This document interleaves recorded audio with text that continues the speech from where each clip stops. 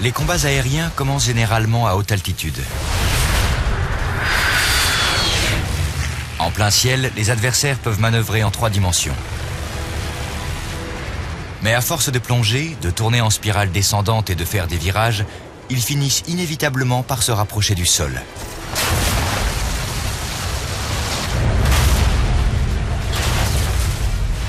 Installez-vous dans le cockpit tandis que les pilotes héroïques de la Seconde Guerre mondiale, de la guerre de Corée et de la guerre du Vietnam se battent dans l'arène la plus impitoyable qui soit. Au ras du sol, là où il n'y a aucune place pour l'erreur. Plongez-vous dans la bataille. Analysez les tactiques. Revivez les combats aériens.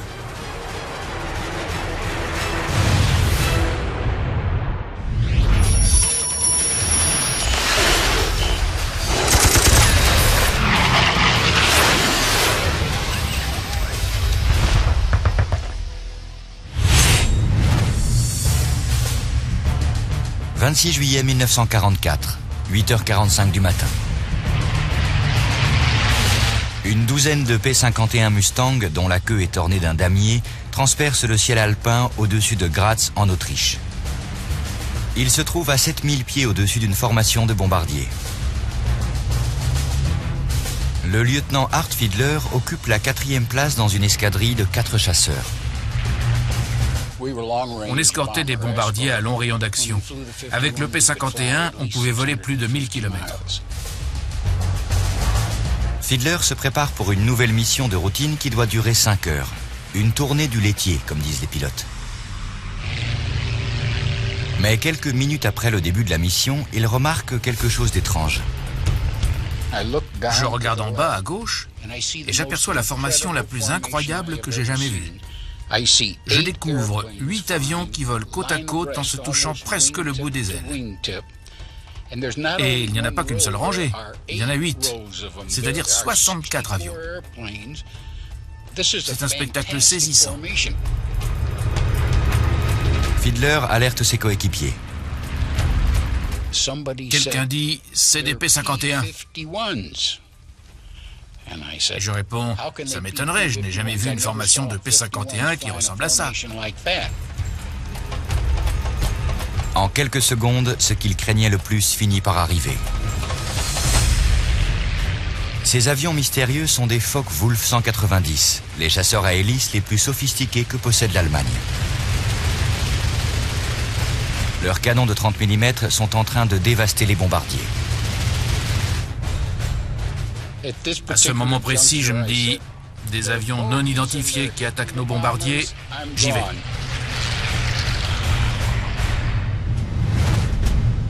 Fiedler tire sur le manche, fait un tonneau, puis plonge sur sa gauche pour se positionner derrière la formation hostile. Je décide de viser la première rangée. Si je parviens à abattre un des appareils ennemis, les autres devront remonter, ce qui aura pour effet de disperser la formation et de l'empêcher de tirer sur les B-17.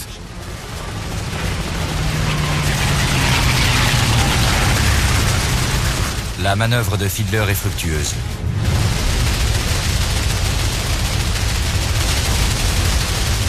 Il tire fermement sur le manche. Le Mustang, très agile, répond au quart de tour. Mais en remontant après son attaque, le lieutenant est confronté à un spectacle effroyable.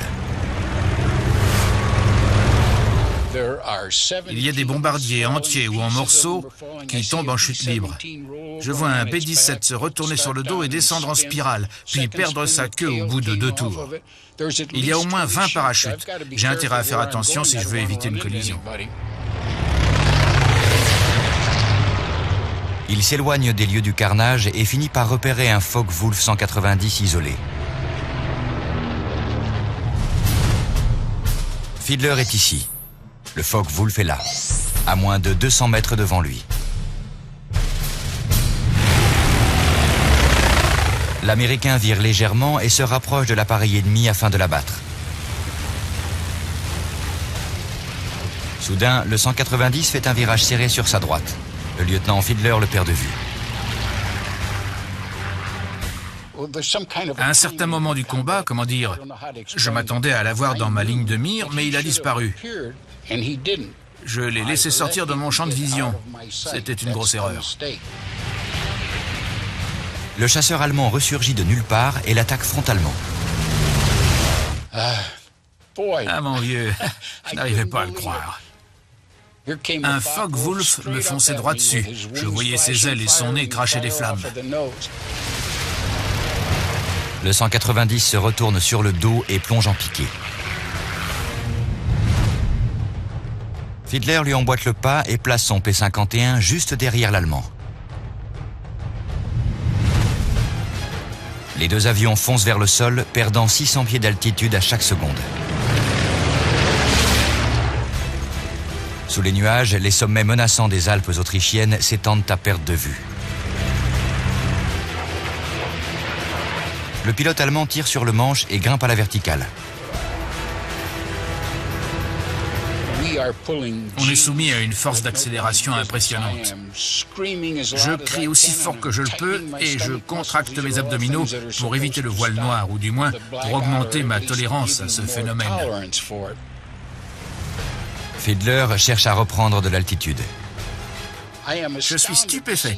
Il plonge sur moi en me tirant dessus.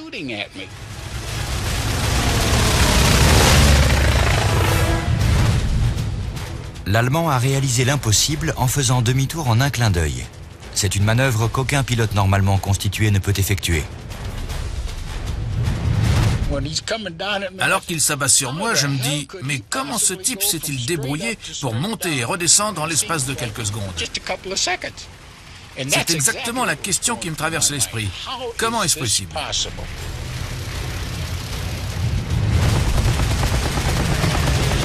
Fiedler fait volte-face et poursuit son adversaire, volant toujours plus bas. Les deux avions filent en direction du sol à plus de 700 km/h. Une nouvelle fois, le pilote du Focke-Wulf entraîne Fiedler dans une ascension qui les soumet à plusieurs jets. Quand vous subissez autant de jets, c'est comme si un voile noir tombait devant vos yeux.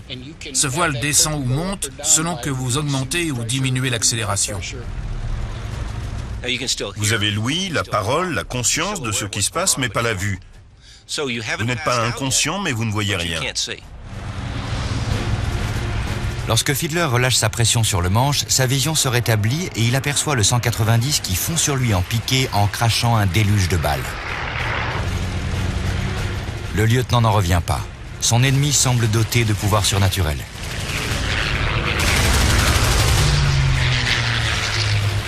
Le Focke-Wulf 190 plonge et passe en trombe devant son cockpit. Obstiné, l'Américain se lance à nouveau à sa poursuite. Le combat qui avait commencé à une altitude de 24 000 pieds se déroule maintenant à moins de 500 pieds du sol. Alors que leur vitesse dépasse les 650 km/h, les deux pilotes se rapprochent dangereusement de la mort. Art Fiedler vient d'entrer dans une arène où il n'y a pas de place pour l'erreur.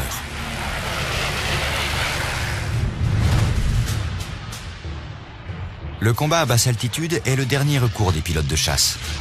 Mais au ras du sol, toutes les règles changent. Le combat et les manœuvres à faible altitude sont des exercices très difficiles et exigeants, car vous devez garder un œil sur le sol, qui constitue une menace, et l'autre sur votre ennemi, qui est aussi une menace.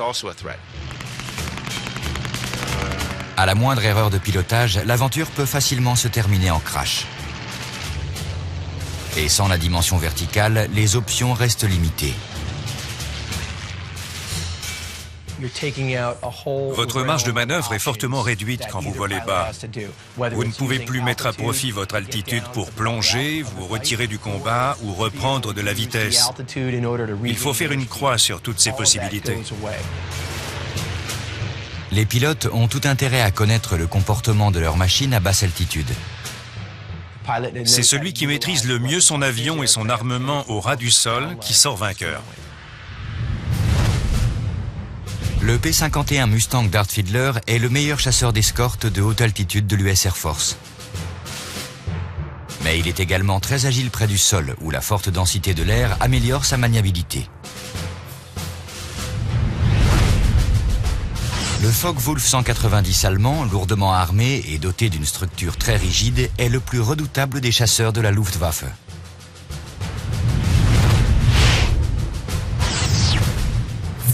En Razmot, le P-51 Mustang est le plus rapide, mais le Focke-Wulf est plus maniable et son armement constitue un avantage. Les deux avions ont une verrière très ouverte qui assure au pilote une excellente visibilité dans toutes les directions.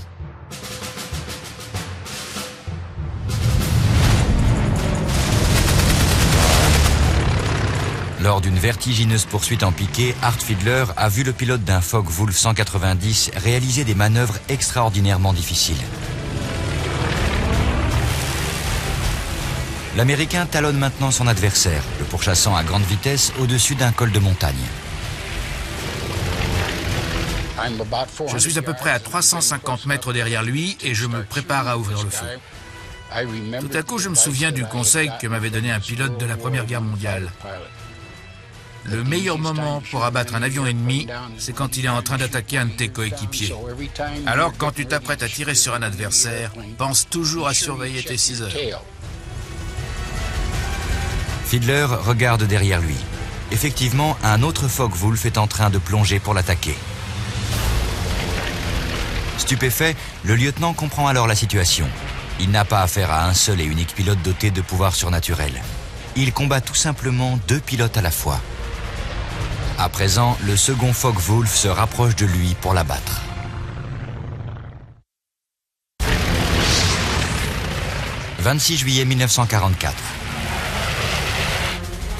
Le lieutenant Art Fiedler vole à une altitude de 400 pieds, pris en tenaille entre 2 chasseurs ennemis. Il a 4 canons de 30 mm pointés dans le dos et quelques fractions de seconde pour prendre une décision.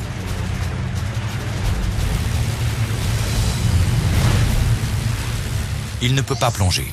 À 650 km/h, il s'écraserait au sol en moins de 2 secondes. S'il vire à droite ou à gauche, les Focke-Wulf 190 le rattraperont facilement. Fiedler décide de faire un tonneau. Cette manœuvre lui permettra de sortir de la ligne de mire de son poursuivant tout en perdant assez de vitesse pour se glisser derrière lui.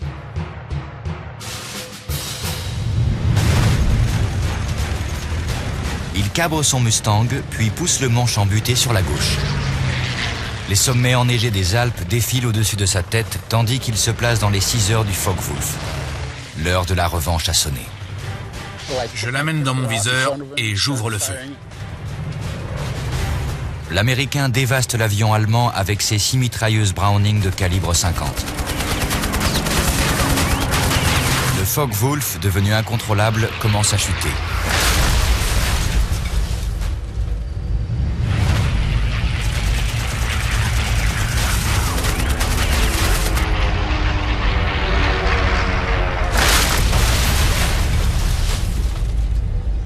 Et il s'écrase en détruisant une grange.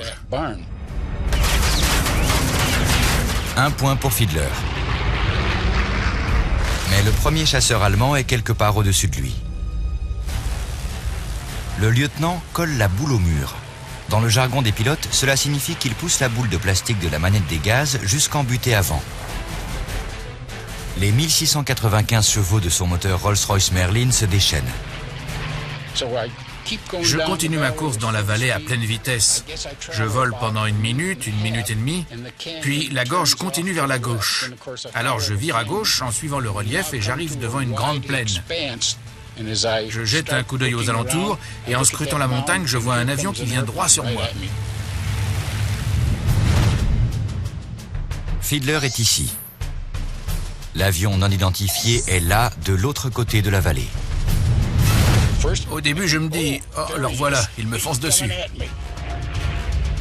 L'Américain se prépare pour un nouveau combat violent et impitoyable. Mais soudain, il entend une voix familière grésiller dans sa radio. Quelqu'un dit, si c'est un P-51 qui vient vers moi, qu'il balance des ailes. Et c'est ce que j'ai fait, bien sûr. Il s'agit de Bill Lawry, un des coéquipiers de Fiedler.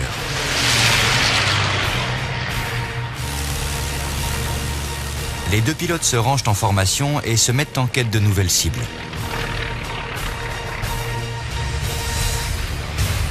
Tout à coup, Laurie entame un plongeon. En regardant vers le bas, je vois une traînée de fumée noire qui semble venir de l'horizon et poursuit sa course juste en dessous de nous. C'est un ME-109. Un Messerschmitt 109 allemand, touché par des tirs, vole au ras du sol. Laurie s'apprête à porter le coup de grâce à cette proie facile. Il appuie sur la détente, tire une petite rafale et tombe à court de munitions. Alors il remonte et il me dit « Il est à toi, vénard de cochon ». Enfin, non, il n'a pas dit cochon. Fiedler se glisse derrière l'avion allemand. Je me rapproche lentement du ME-109 qui vole à plein gaz et crache de la fumée noire. À cette distance du terrain, la moindre erreur de pilotage est fatale. Laurie est au-dessus de moi, il crie « Tire, tire, tire !» Et je lui dis « Une minute, une minute !» Le lieutenant n'est plus qu'à 230 mètres de sa cible.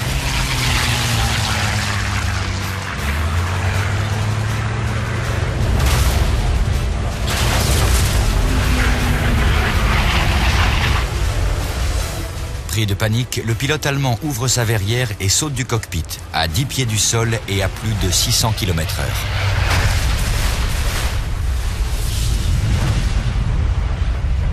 Son corps heurte violemment le sol et rebondit. Fiedler assiste à cette scène horrible. J'ai du mal à y croire. Au deuxième rebond, il passe par-dessus mon aile. Et au troisième rebond, son corps est directement catapulté dans l'épave de son Messerschmitt 109, qui s'est écrasé et explose maintenant dans une énorme boule de feu. Ce n'était pas une expérience agréable de voir quelqu'un mourir dans ces circonstances. On avait toujours considéré le combat aérien comme un affrontement entre machines. Et habituellement, on ne voyait pas de sang couler ni de corps déchiquetés. Alors ça a été un vrai choc. Fiedler reprend de l'altitude et met le cap sur sa base. Il vient d'abattre ses 4e et 5e avions ennemis. Il est maintenant un as. Mais la victoire a un goût amer. 6 jours avant mon 21e anniversaire, je deviens un as, mais je suis témoin de l'insoutenable spectacle d'un corps humain qui rebondit sur le sol. Je n'ai jamais revu une telle scène par la suite. Et j'ai fini par retrouver cette sensation de me battre, non pas contre un homme, mais contre une machine.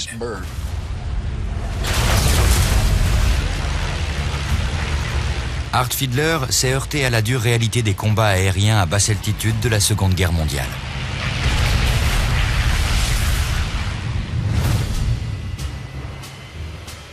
Lors de la guerre de Corée, l'arrivée des moteurs à réaction double la vitesse des avions.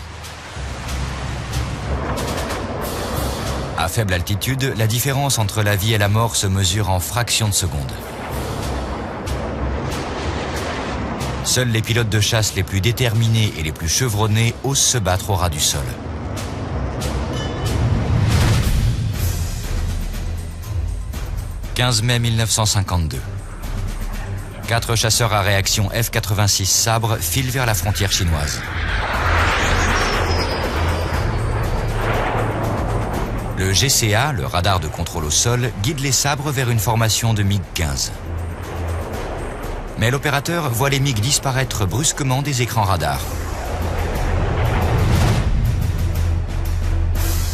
Le capitaine Jim Kassler a une idée de l'endroit où il se trouve.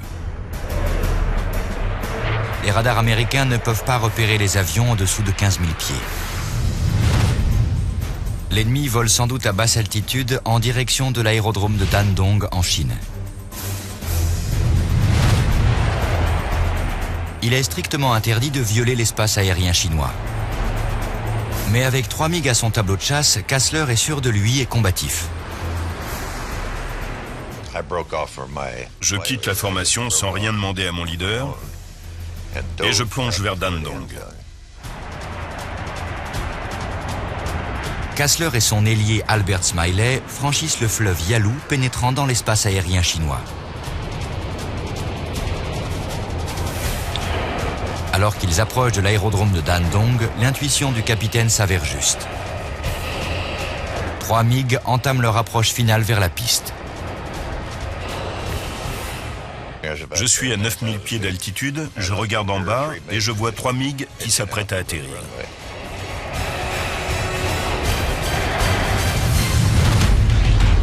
Le MiG-15 est un chasseur d'interception léger.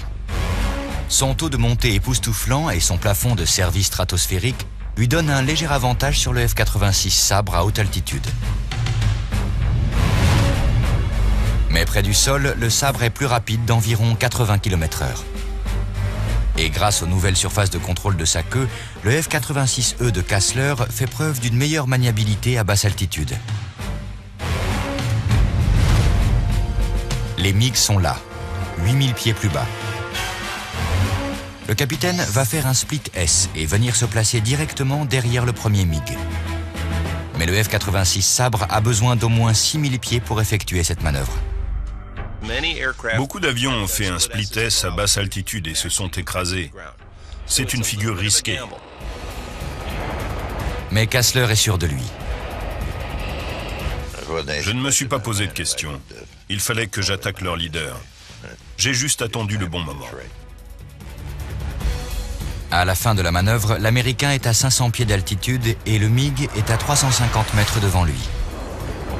Il appuie sur la détente.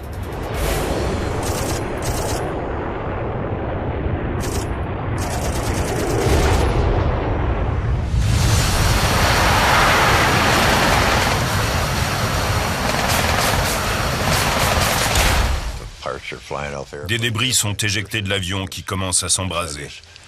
Je me place à côté de lui et je regarde le pilote. Il est assis au milieu des flammes dans le cockpit.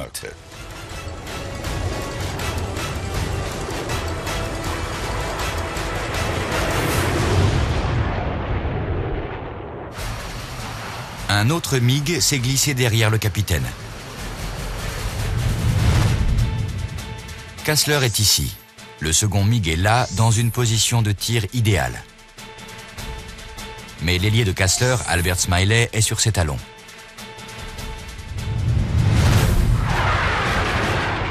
Il passe à l'offensive, déversant sur sa cible une grêle de balles de calibre 50. Le deuxième MiG s'enflamme et commence à perdre de l'altitude. Mais en quelques instants, la situation se renverse. Kassler voit un troisième MiG s'avancer derrière son ailier. Smiley est noyé sous les balles traçantes. Un MiG l'attaque. Il est environ à 200 mètres derrière lui. Les deux coéquipiers sont confrontés à un terrible dilemme. À plus de 800 km/h au ras de la cime des arbres, la moindre erreur de jugement pourrait leur être fatale.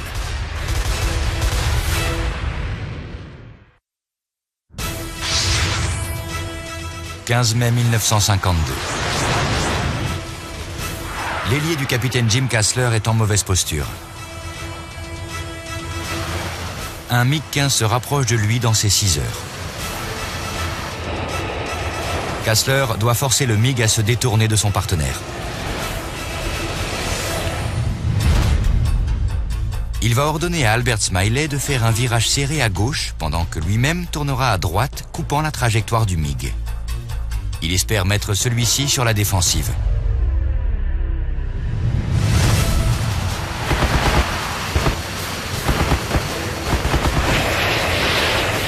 Smiley vire à gauche.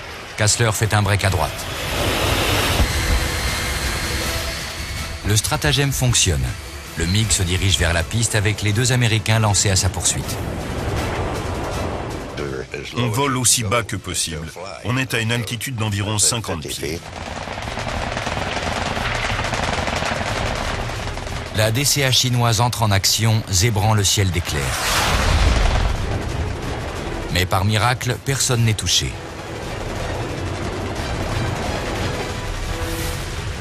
Le MiG continue sa course.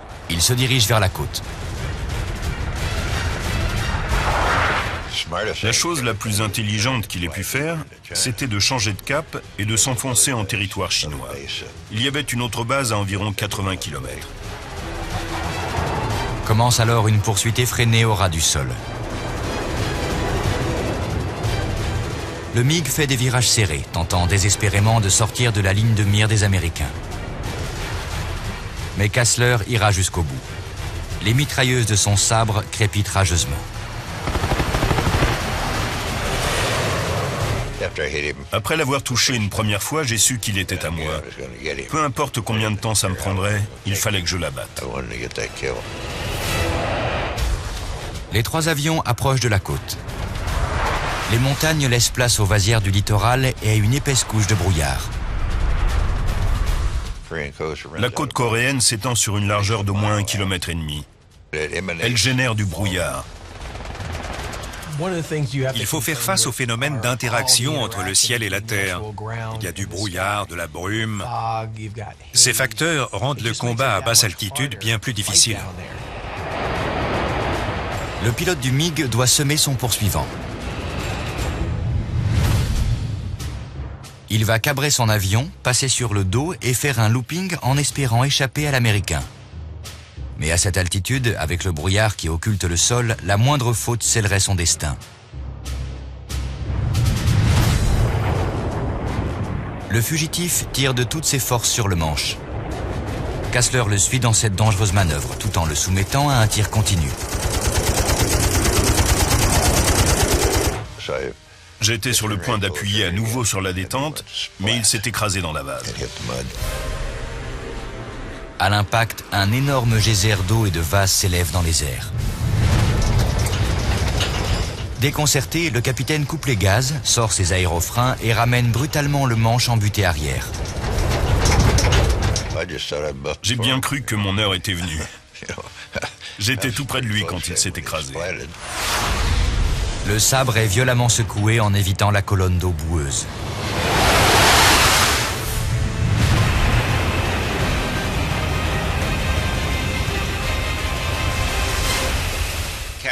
Kassler avait un ange gardien, il a eu le temps de redresser. Le pilote du MiG n'a pas eu cette chance. L'Américain retourne vers la base de Kimpo. Cette nouvelle victoire sur l'ennemi fait de lui un as. Je ne pense pas être passé à plus de 3 mètres au-dessus de la base. La gerbe est montée à une hauteur impressionnante et j'aurais pu foncer dedans. Il s'en est fallu de peu. Les projections de boue séchée qui souillent le ventre de son F-86 rappellent à quel point il est passé près de la mort.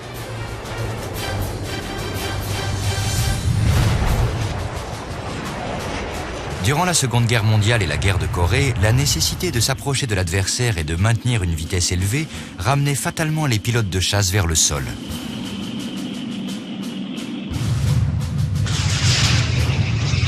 Avec l'apparition des missiles air-air dans les années 60, les combats aériens à basse altitude et à plus forte raison en rase-motte auraient dû être relégués au passé.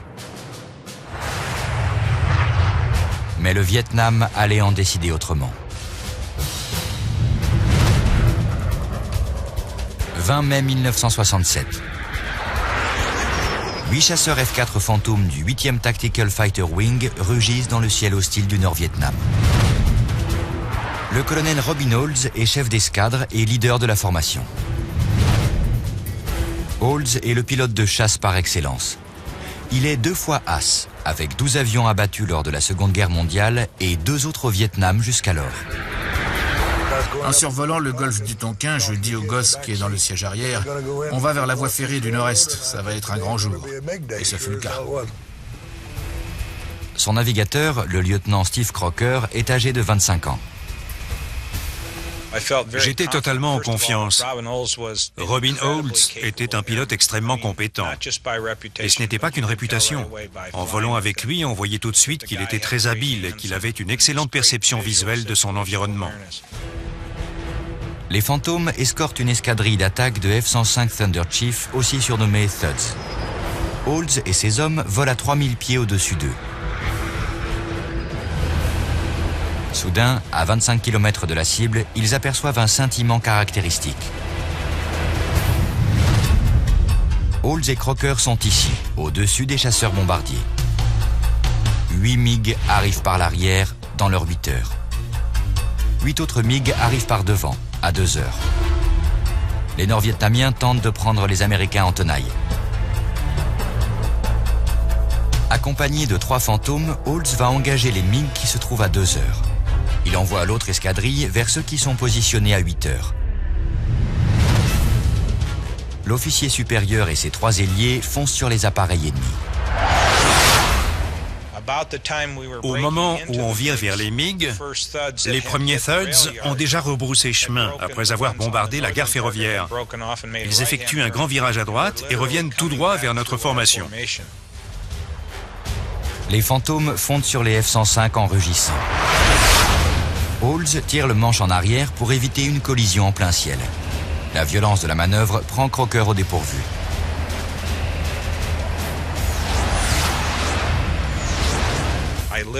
J'ai été littéralement écrasé vers le bas. J'étais recroquevillé en avant à cause de l'accélération. Je ne m'y attendais pas. Je n'avais pas mis mon harnais d'épaule parce qu'une fois bouclé, il m'empêchait de voir sur les côtés. La quasi-collision a perturbé leur offensive.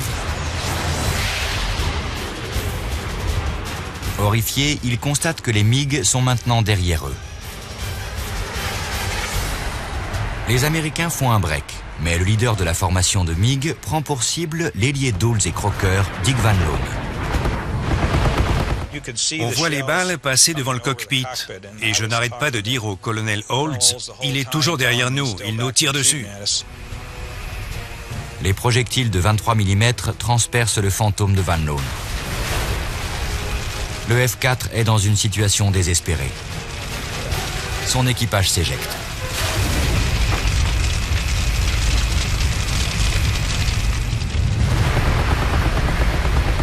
Pour la première fois de sa carrière, Olds ne verra pas tous ses ailiers rentrer sains et saufs à la base.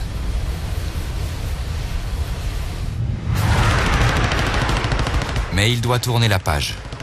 D'autres MiG se lancent à sa poursuite, attirés par l'odeur du sang.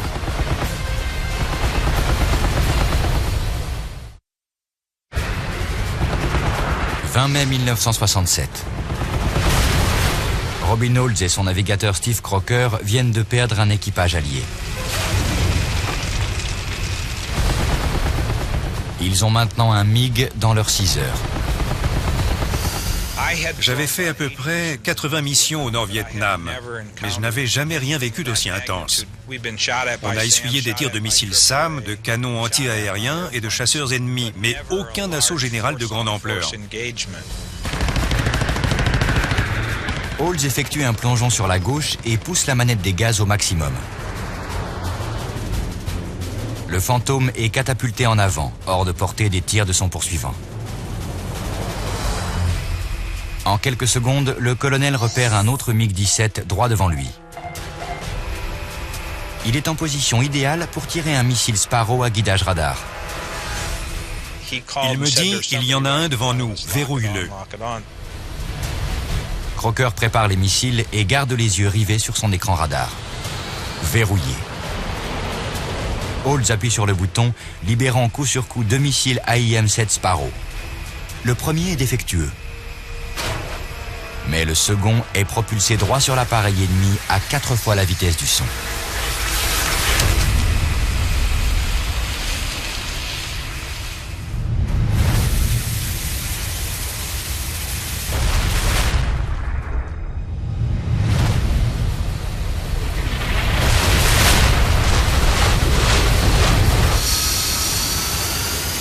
Le fantôme survole l'épave dans un grondement de tonnerre. Mais soudain, les balles traçantes entourent le cockpit de Robin Olds. Encore des MiG dans ses 6 heures. Il fait un break à gauche.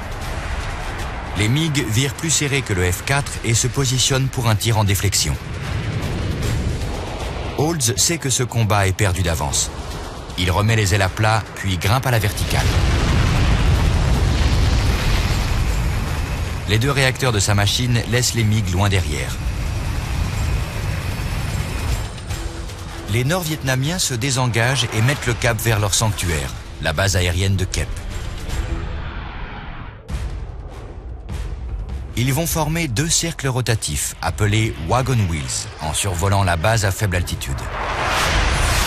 Ils espèrent attirer les Américains dans un combat tournoyant au ras du sol, un domaine dans lequel le MiG-17 excelle. Ils volent en rond au-dessus de leur aérodrome. Le premier pilote tourne dans un sens, le second dans le sens inverse et ils se protègent mutuellement. Olds est rejoint par ses ailiers au-dessus de Kep. Bien qu'il soit conscient du danger que représente un combat au ras du sol contre des MiG-17, il mord à l'hameçon et passe à l'offensive.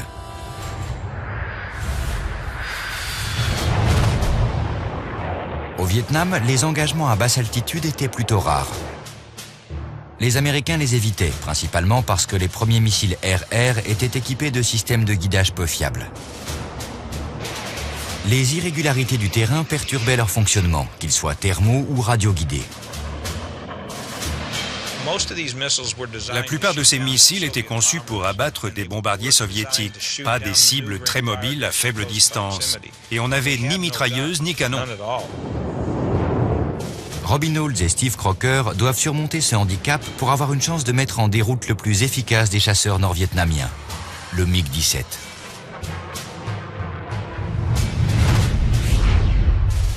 Le MiG-17 est plus ancien que le F-4, mais il reste un adversaire redoutable.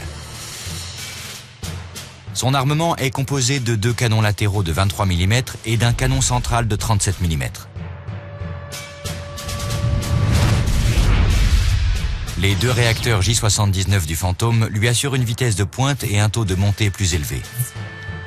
Mais le MiG-17, chasseur subsonique, est plus maniable que le F-4 à n'importe quelle altitude, surtout près du sol où la densité de l'air est importante.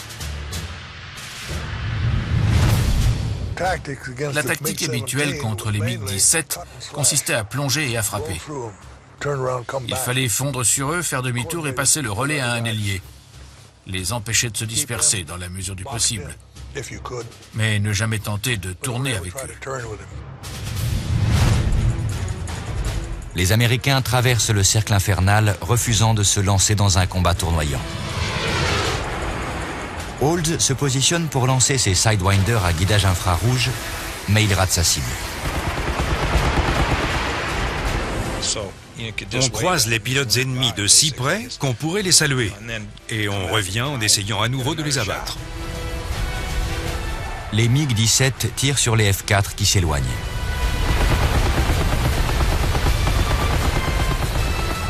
Puis, ils recommencent à tourner en rond.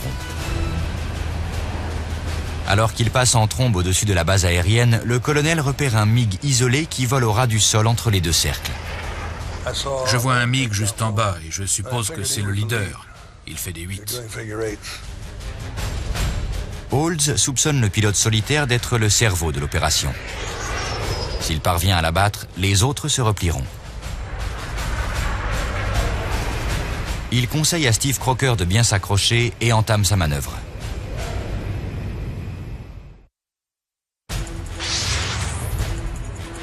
« 20 mai 1967. Au-dessus de la base aérienne de Kep, Robin Olds et son navigateur Steve Crocker se livrent à des attaques répétées contre une formation de MiG-17 volant à basse altitude.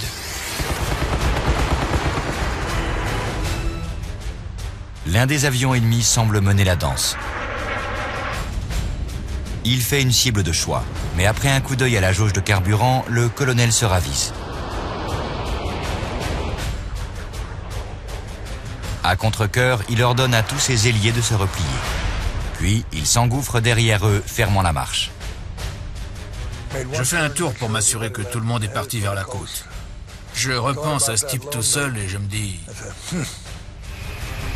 Crocker voit son supérieur faire quelques calculs rapides. Il calculait sûrement la quantité de carburant nécessaire pour retourner abattre le MiG. Il pensait pouvoir revenir au tanker. Soudain, Robin Olds fait volte-face, quitte la formation de Phantom et effectue un plongeon. Peu importe ce qu'il lui en coûtera, il est bien décidé à éliminer ce MiG. L'Américain redresse à 15 mètres du sommet des arbres et ouvre les gaz au maximum.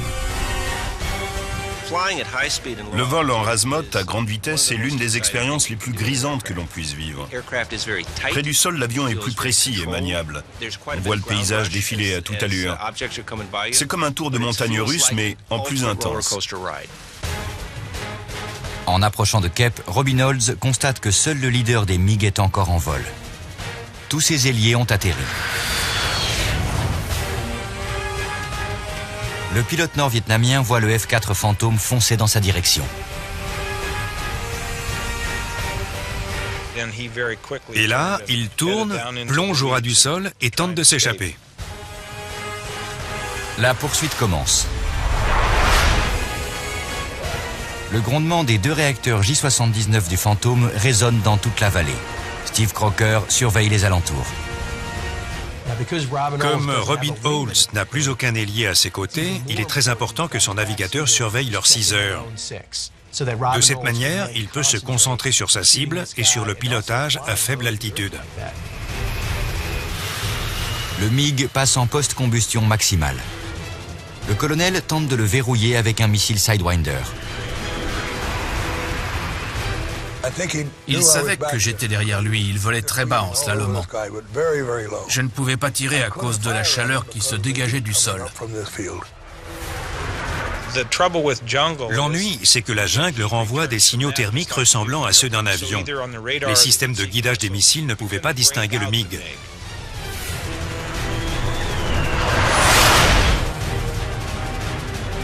Malgré son habileté, Robin Olds ne parvient pas à acquérir sa cible. Il faudrait que l'avion ennemi se détache sur un ciel clair pour que le Sidewinder puisse le verrouiller.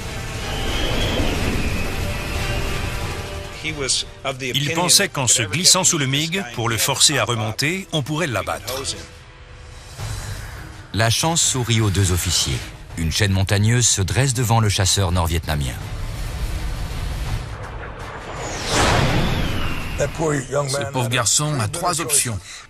Sauter immédiatement de son avion, aller s'écraser dans la montagne qui est juste devant lui, ou bien remonter et faire une cible idéale. Fébrile, le pilote fugitif comprend qu'il est au pied du mur. C'est maintenant ou jamais. Il tire sur le manche pour franchir l'obstacle. Olds tire son missile.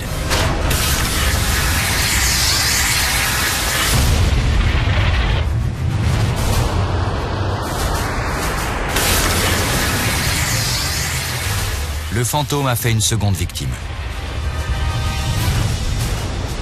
À 44 ans, le colonel vient de remporter la 16e victoire de sa carrière de pilote de chasse.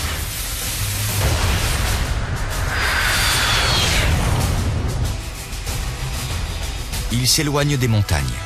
Son niveau de carburant est critique.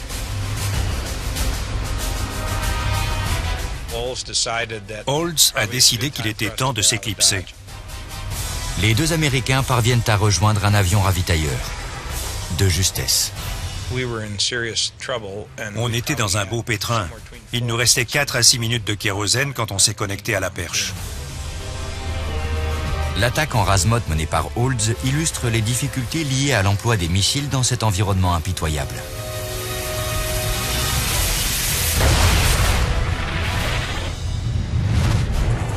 Au fil des avancées technologiques, les combats aériens à basse altitude se feront de plus en plus rares. Dotés de puissants radars à capacité look-down-shoot-down et de missiles all aspect à longue portée, les avions de chasse modernes peuvent détecter les appareils ennemis qui volent bas et les engager tout en les survolant.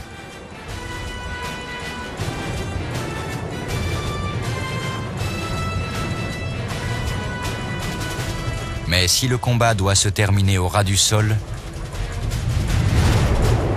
la recette de la victoire sera toujours la même. De l'audace, de l'entraînement et une petite dose de chance.